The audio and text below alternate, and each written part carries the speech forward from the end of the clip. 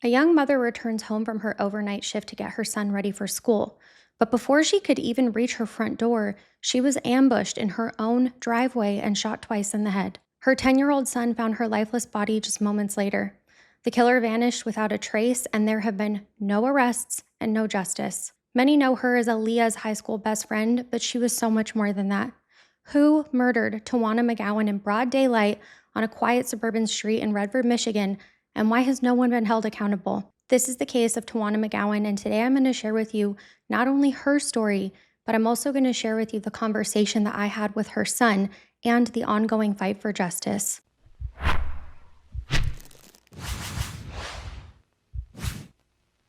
Welcome to the True Crime Nurse, everybody. My name is Kat, and I'm a registered nurse who loves all things nursing and true crime. Don't forget to subscribe and leave me a comment down below for any case recommendations that you have, and I will be sure to take a look at them. Let's get into it. Tawana Aaliyah McGowan was born on February 5th, 1979. She was a 30-year-old mother from Redford Township, Michigan, and Tawana was known as a devoted parent and friend in her community. Kyle, her then 10-year-old son, was from a previous relationship, and Tawana worked really hard to support and raise him. Friends and family describe her as a loving, caring person whose life centered around her son. If you watch any of his videos, you will see how deeply he loves his mom, and that can only speak to how much she loved him too. Those close to Tawana also described her warm personality and said that she made friends really easily. While attending high school in Detroit, Tawana became best friends with the late R&B singer Aaliyah. Yes, the Aaliyah. By late 2009, Tawana was living in Redford Township, which is a suburban community in Wayne County that borders Detroit. She lived on Arnold Street in a quiet neighborhood. Tawana worked an overnight shift training to be a nurse. Online, I actually wasn't able to find out exactly what she did for a living, and after talking to Kyle, I found out that she was training as a nurse, and that made me feel even more connected to her. Her career choice just shows you how dedicated she was to caring for others and to providing for her family. If any of you here have worked overnights, then you know how hard that is on the body. I have worked nights as a nurse, and I cannot imagine how challenging it would be to work through the night and then be present as a mom afterwards. Despite the demands of working nights, though, Tawana was a hands-on parent. Each morning after returning home from work, she made sure to get her young son ready and off to school. Those who knew her said that her son was her pride and joy, and she structured her entire routine around him and his needs. Leading up to January 2010, there were reportedly signs that something was off in Tawana's personal life, though. She had previously been in a relationship with Raymond Andrew Macbeth II, who is the father of her son, but that relationship had ended years prior. But Tawana's son Kyle lived with her. From what I could find out online, it seems that not everything was peaceful behind the scenes, though. According to later comments by acquaintances, Tawana may have experienced some tension with either her then husband or with her ex-partner prior to her death. Friends and family have talked about past verbal or physical abuse. However, I wasn't able to locate any public records or police reports prior to 2010 to confirm that.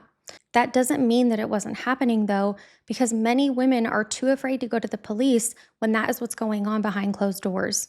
What is clear, though, is that Tawana was navigating a complex situation, co-parenting with her former boyfriend and maintaining a marriage. She tried really hard to create a stable home for her son despite all of her personal conflicts, though.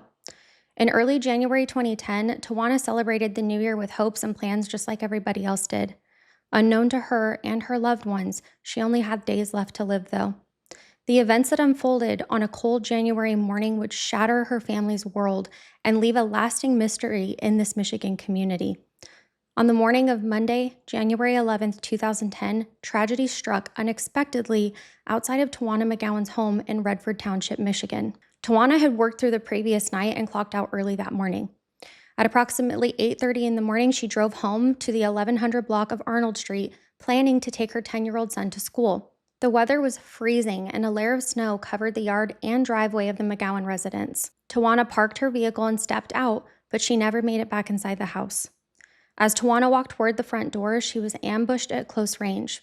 An unknown assailant approached her in the driveway and opened fire on her. Tawana was shot in the head twice at point-blank range.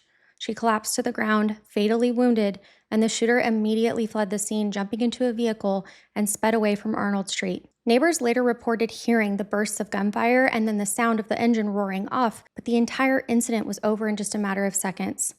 The first person to discover Tawana was her young son, Kyle. He was waiting inside the house and getting ready for school when he heard the gunshots outside. I can only imagine the shock and fear that he felt. He then ran outside to find his mother lying face down in the snow at the end of the driveway, bleeding and unresponsive.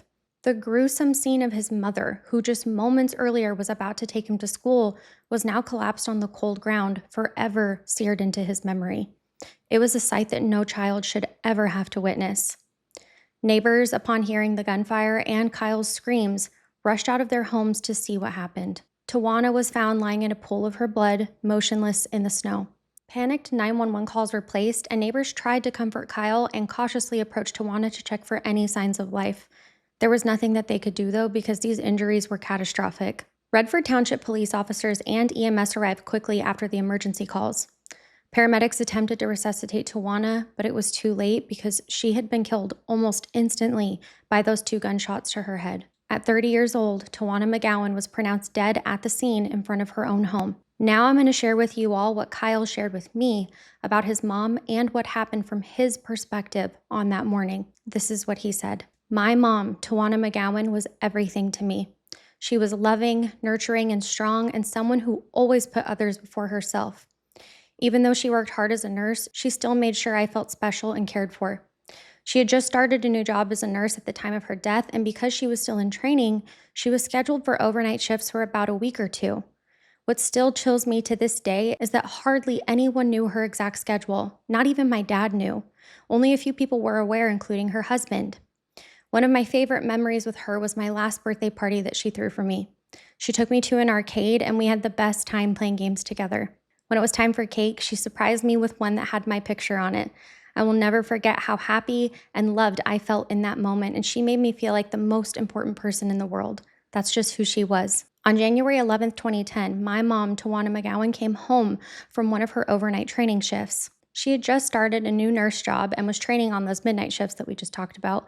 Because she was still new, her schedule was only known again by a very small circle of people. She called me on the house phone and told me that she was going to be dropping me off at school, which I found weird because I usually walked to school. She also gave me the code to the alarm. Once I was ready, I tried to put the code in the alarm and it started going off. To this day, I feel like my mom knew what was coming and gave me the wrong code to protect me and stop me from coming outside. Eventually, I decided to go get her to turn the alarm off and take me to school. When I walked outside, the scene that I saw froze me. There was only one attacker, not 2, as some outlets mistakenly reported. No confusion, just one person fleeing. I saw him running away, and even though I couldn't see his face, looking at the way they moved, I felt in my bones that they resembled my stepdad. I can't say that it was him legally and factually because I didn't see his face, though. I raced off the porch, dropped down by her side, and turned her over. She was lying in the snow, and I saw blood everywhere. I started screaming for help. I couldn't control the panic and the pain that I felt inside." End quote. If that doesn't break your heart in half, I do not know what will. Crime scene investigators sectioned off the area with police tape as the snow continued to fall. Photos were taken of her body's position face down on the driveway and the surrounding evidence as well. 2 spent shell casings were recovered near Tawana's vehicle, confirming that the shooter had fired at least 2 rounds. Given the close range nature of the wounds, detectives theorized that the assailant might have approached on foot as Tawana exited her car, caught her off guard, and shot her execution style before she could react. There were no signs of a struggle, no robbery, and nothing obvious was stolen from Tawana or the property. Her purse and her personal items were all found with her and untouched. The quick escape of the perpetrator in a vehicle suggested that this was not some random drive-by shooting. Instead, it had to be a targeted hit. Someone planned to end Tawana's life that morning, but who and why?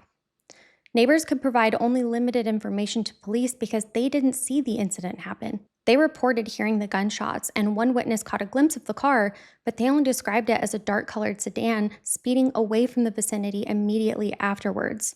However, none of the neighbors got a close enough look at the shooter or the license plate, and there were also no security cameras in the residential area at that time that may have captured useful footage. The attack occurred in broad daylight at 8:30 in the morning, but it was so sudden and quick that essentially no eyewitness could identify officially the suspect. As Kyle mentioned, he saw the perpetrator flee but couldn't see his face. Investigators canvassed the neighborhood that day, going door to door to ask if anyone had seen unfamiliar people or vehicles around Tawana's home in the days or hours leading up to the shooting. No one reported anything suspicious. It seemed that the killer had approached and fled, leaving behind almost no clues. Police at the scene noted the deliberate and personal nature of the crime.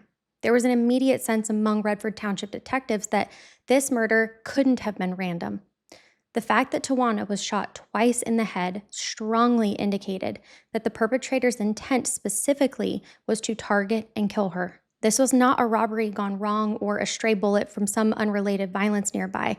It was calculated. Investigators believe that Tawana had been targeted by someone that she knew and likely trusted enough to not be alarmed by their approach toward her in her vehicle. The lack of any other apparent motive, no theft or sexual assault, for example, reinforced that theory that this was a personal vendetta or domestic conflict of some type that led to murder. The horrifying discovery of Tawana's body by her child added urgency to the case, though, according to police, but more to come on that soon. That morning, Redford police detectives secured the crime scene and began collecting forensic evidence. Technicians combed the snowy driveway for anything that might identify the shooter. Aside from the shell casings, which were sent to the Michigan State Police Lab for ballistic analyses, investigators looked for footprints in the snow or tire tracks from the getaway vehicle. Partial shoe impressions were found near the driveway, but with multiple neighbors and first responders walking around through that area, it was really difficult to isolate which prints might belong to the perpetrator. Tire track patterns in the street were also difficult to detect due to fresh snowfall and the normal traffic on the road. Detectives also searched for any discarded items like a dropped weapon, a cigarette butt, or clothing fibers, but nothing was found that was obviously connected to the crime.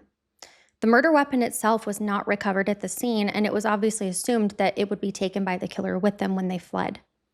Based on the shell casings and the wound analyses, police believed that the firearm used was a handgun, likely a medium caliber semi-automatic pistol. The casings were entered into the National Integrated Ballistic Information Network database in case the same gun had been used in any other crimes, but no matches were found. Initially, investigators faced a crime with very few leads in an apparently well-planned attack that left a mother dead, a heartbroken family, and a community in shock. In the days that followed Tawana's murder, the Redford Township Police Department launched an intense investigation.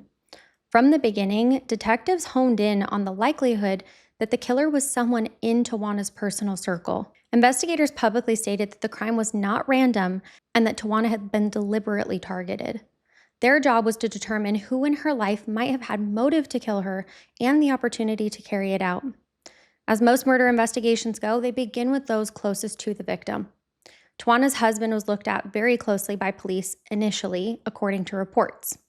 Detectives interviewed the husband at length, probed his alibi, and searched for any history of domestic violence or issues in their marriage. It came to light that Tawana and her husband had allegedly experienced marital problems in the past, and this was confirmed by what Kyle shared with me. Some friends mentioned that the relationship had been rocky at times.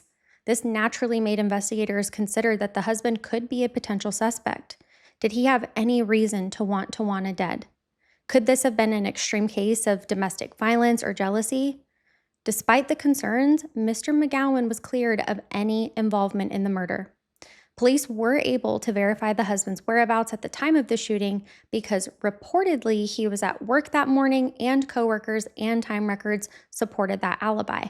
But after talking to Kyle, he shared that his stepdad was actually dropping his daughter off at school, so it seems that there's some misinformation reported out there online, so I wanted to just clear that up. My best guess, though, is that investigators probably had to verify all of his whereabouts that morning, though, so maybe it's both, I'm not sure, but that's what Kyle shared. Additionally, there was no physical or forensic evidence tying him to the crime scene. Investigators also did not find any credible evidence of him trying to hire someone or otherwise plot harm against Tawana. Now, does that mean that this still is impossible, that he couldn't have coordinated it, though? No. Despite their marital issues, Kevin McGowan was still cleared by police. Within a short time, authorities publicly stated that the husband was not considered a suspect. He was the first person of interest to be investigated and eliminated. With Kevin ruled out by the investigators, attention then shifted to Tawana's ex-boyfriend, the father of her son. This man, Raymond A. Macbeth II, had been a significant part of Tawana's life because they have a child together, even though their romantic relationship had ended years prior. According to family, Tawana's relationship with Macbeth had been rocky, as most are when you're really young, but they shared a child, which often meant navigating custody, child support, and emotions of co parenting after a breakup. These types of situations can unfortunately cause resentment or anger. Investigators learned that there had been tensions between Tawana and her ex. It's not clear if they had had some recent arguments or legal disputes, but as early as March of 2010, police identified Tawana's ex, her son's father, as a person of interest in the case. This was reported in the local media at the time. The label of person of interest indicated that police believed that he may have information about the murder or potentially could be the perpetrator himself, but they didn't have any evidence to support that, at least not publicly. It's not been publicly disclosed exactly what evidence or tips initially pointed them to his dad, though. By late winter of 2010, Redford Township Police openly stated that Tawana's ex-boyfriend was the primary person of interest in her murder. However, there was no arrest made. Why? This indicates that while police might have had suspicions, they lacked any hard evidence needed to charge him or anybody else. The Wayne County Prosecutor's Office requires probable cause and a reasonable chance of conviction in order to authorize murder charges. In Tawana's case, the evidence was circumstantial at best. There were no eyewitnesses aside from Kyle seeing the perpetrator run away, no surveillance footage, and the forensic evidence collected didn't point conclusively to any particular individual. If her ex and Kyle's father had an alibi that maybe couldn't be disproven, or if there were no forensic ties like DNA or fingerprints linking him to the scene, prosecutors would be hesitant to move forward. We do not have records of Kyle's father's statements, but what we do know is that the case remained unsolved in 2010, and he has remained a person of interest years later, but there was never enough evidence to charge him or anybody else for that matter. But before we continue on, though, I want to again share with you what Kyle shared with me regarding both his father and his stepfather. Quote, "After my mom's death, my dad stepped in and raised me. He has been a constant support system, loving and steady, and he's the reason that I made it through those darkest times. My stepdad was the complete opposite. After my mom died, he cut me off completely. He took every penny of her insurance money and left me to fend for myself. I also know from living through it that he was abusive towards my mom. He hurt her physically and emotionally, and she was planning to leave him. She told me that she was going to leave that Friday, but she was killed on Monday.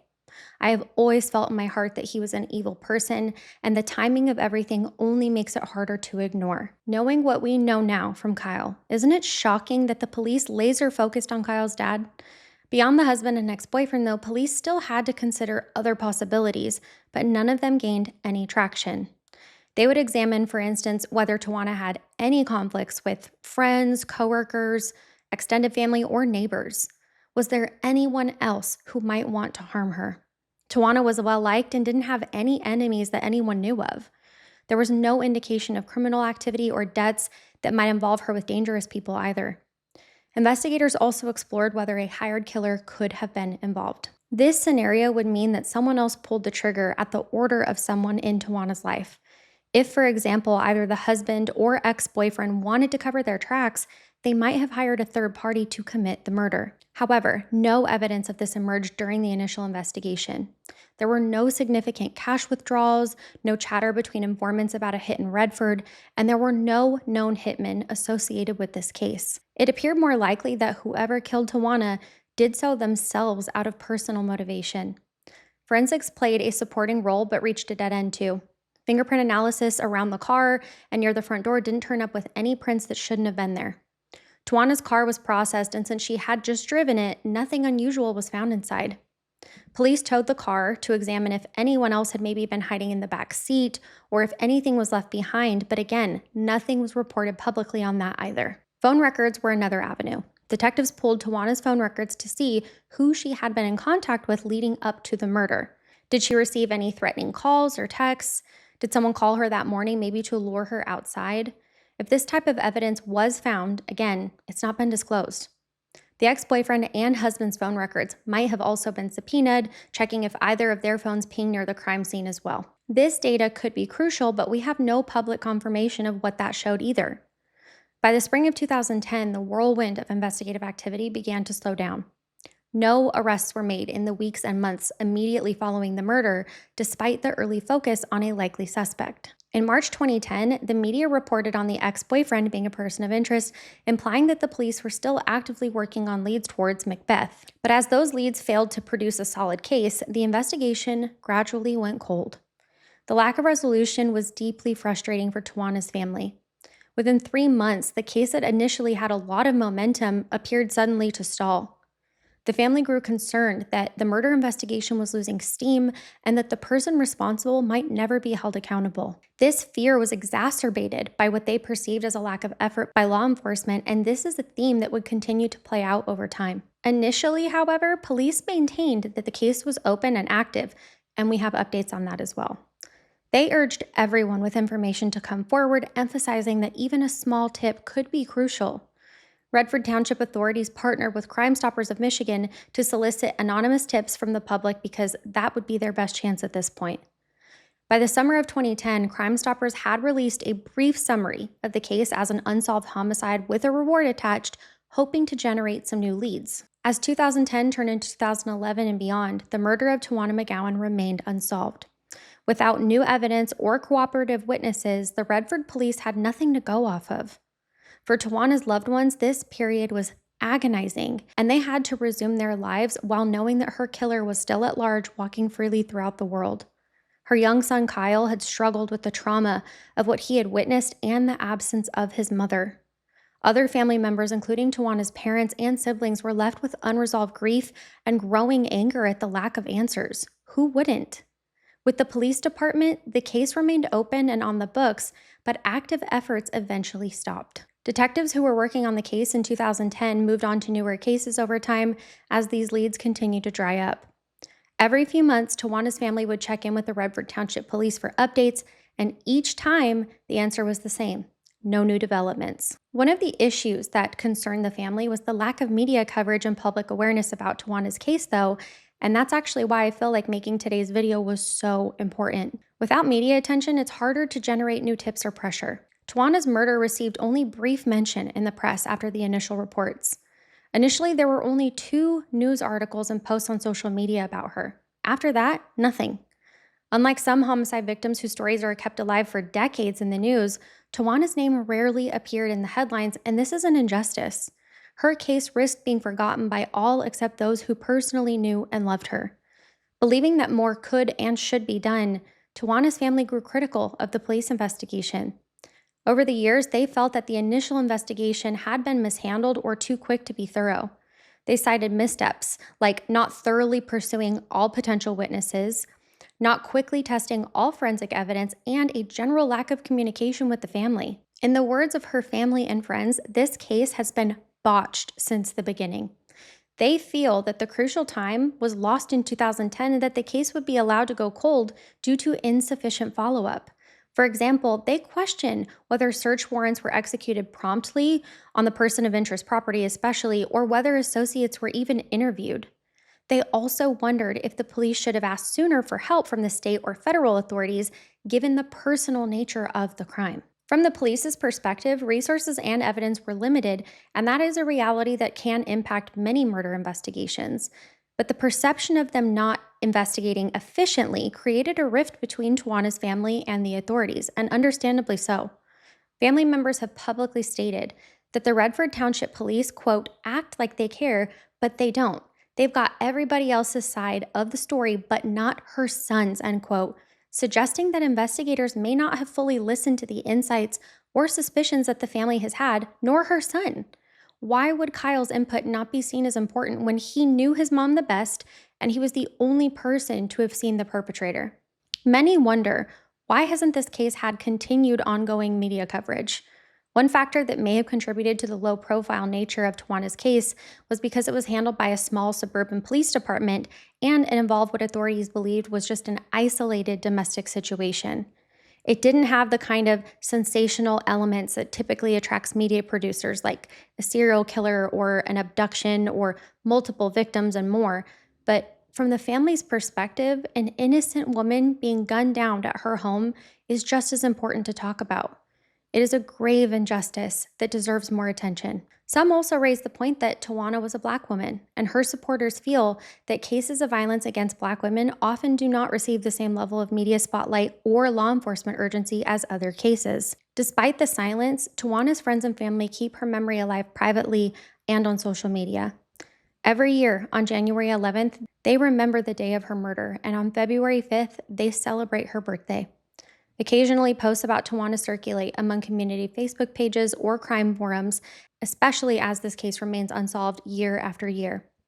One significant boost in awareness actually came from fans of Tawana's high school best friend, singer Aaliyah. Aaliyah herself had tragically died in 2001, but her fan base has remained active online.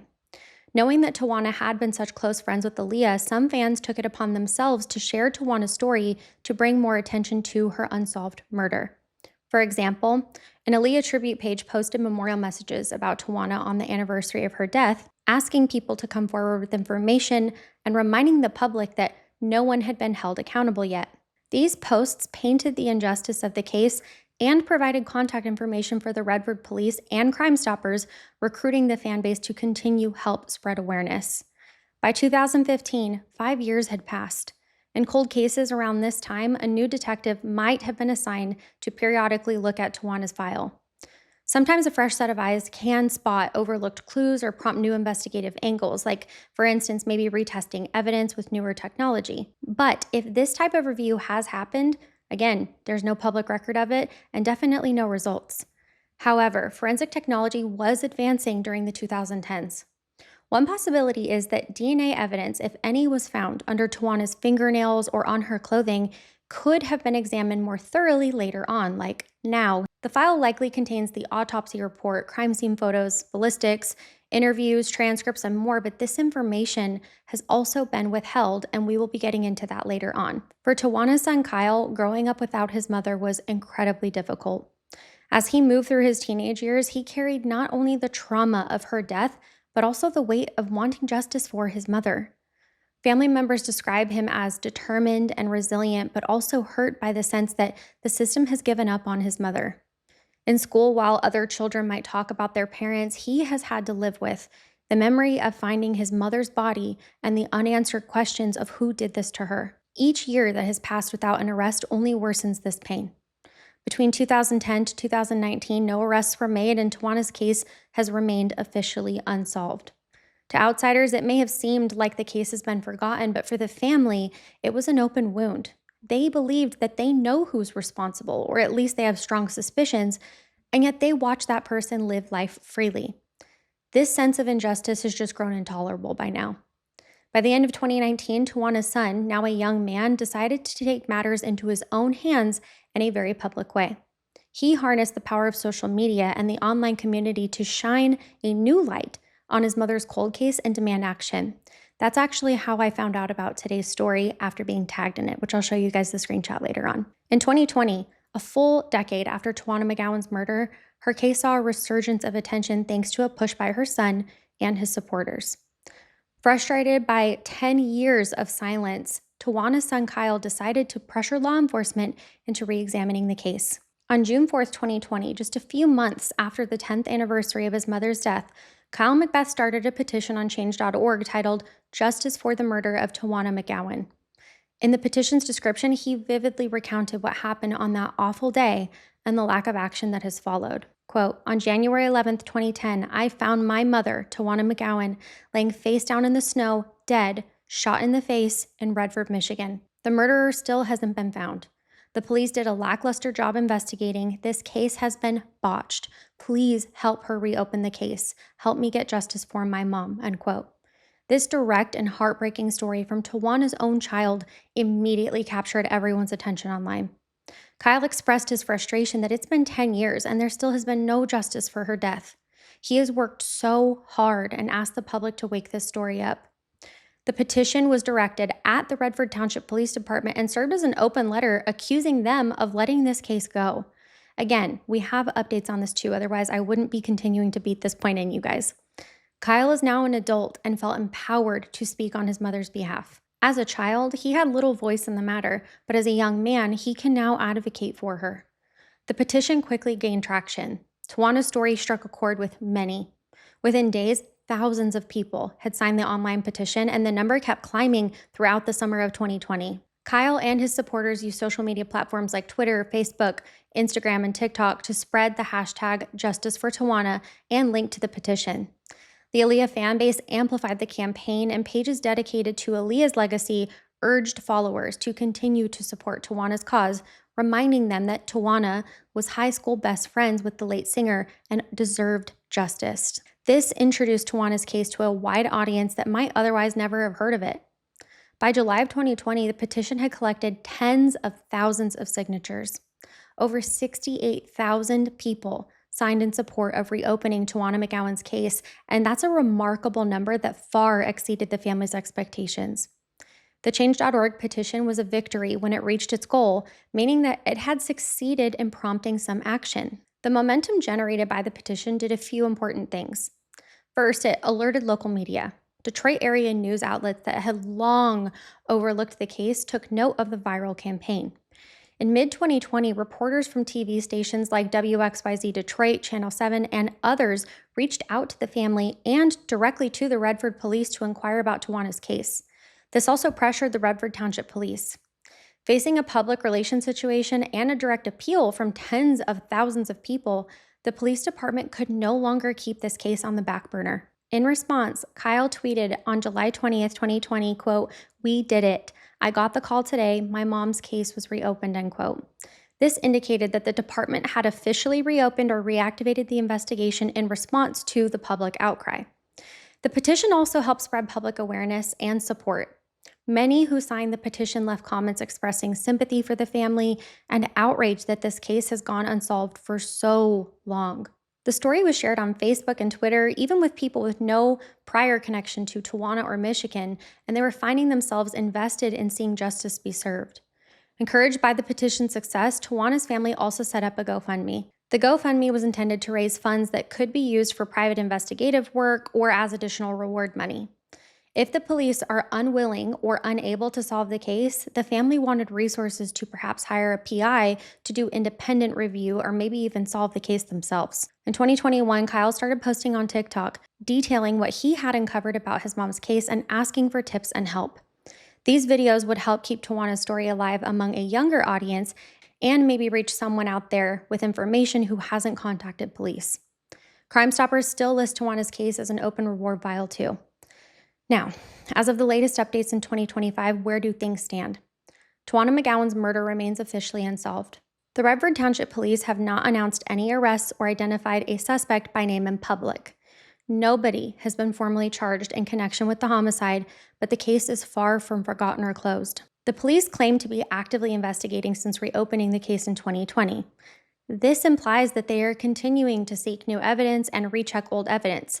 But after connecting with Kyle, this seems to be a glaring inconsistency with what's being reported online. Kyle and I were messaging, and he actually submitted a FOIA request, which was heavily redacted. He initially was going to send me these documents to talk about today here with you guys, but almost all of the case file has been entirely blacked out. The reason that they gave him for such a heavily redacted file was this was done to protect the investigation. But guys, it is closed and they are not actively investigating. How does this make sense? He had to call and fight just to get a sit-down meeting with an investigator, and after meeting with them, he did say that the investigator is willing to look at the file again, but only time will tell. Tawana's family remains vigilant and vocal. They have stated that they will not rest until this killer is brought to justice. Every year, on the anniversary of Tawana's death, they organize memorial posts or small gatherings to honor her memory and remind the public that the case is still unresolved. The fight to get justice for Tawana is far from over. What began as a deeply personal tragedy has also become a public call for reform and a demand that police treat every case with the persistence that it deserves. Tawana's story has not reached its final chapter. The hope remains that with continued pressure, the remaining pieces of evidence will fall into place. Whether through a confession, a witness, or with a change of heart, maybe even some new forensic clues, justice for Tawana McGowan is still being pursued relentlessly. Kyle said that she was an innocent, loving mother and someone ended her life. The impact of Tawana's case will continue not only as a family's quest for answers, but as an example of how community activism can influence the justice system. Until an arrest is made and a conviction is obtained, Tawana's case stands as a reminder of the many unsolved homicides that cry out for closure. Her family and all who have supported them continue to say her name and tell her story, believing that justice delayed is not necessarily justice denied, and that someday the person who took Tawana McGowan's life will be held accountable. Thank you so much for tagging me in Kyle's video on TikTok. Again, like I mentioned earlier, I'm going to put up a screenshot so that you can see it. It means the world to me that you guys trust me with these important stories. I pray that Tawana McGowan is resting peacefully and that she will receive the justice that she and her family deserves.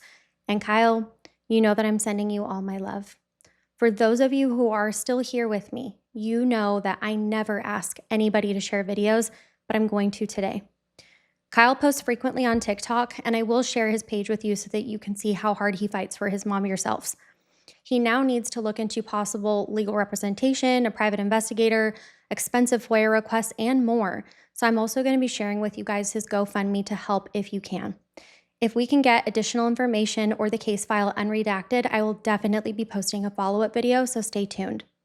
As always, I appreciate all of you for spending time with me today.